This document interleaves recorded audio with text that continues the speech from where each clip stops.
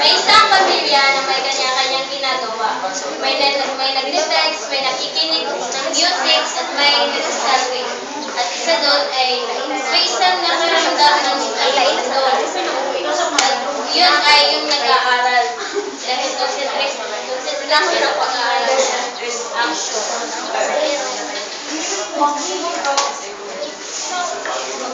May kamang last na may twilight na ka.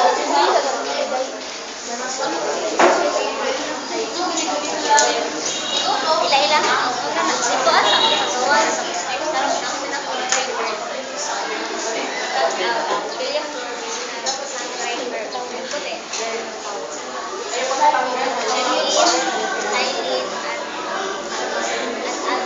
Alma Grace. Isa naman yun. Piila. Ako. Stars. Tawag sa iyo.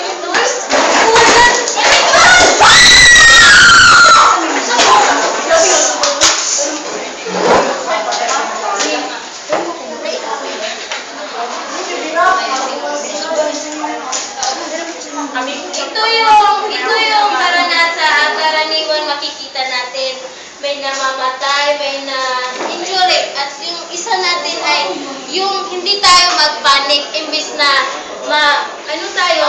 yung gagawin natin, magtago tayo sa lamisa. Sa ilalim sa lamisa. At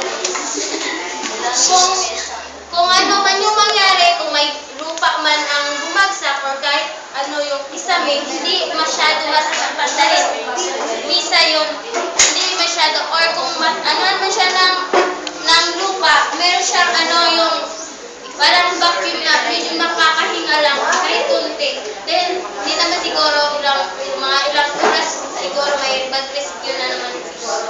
At din yung may mga injury, huwag tayo agad-agad na kikilos.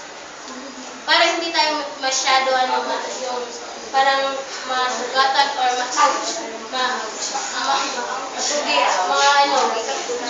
makapilayan.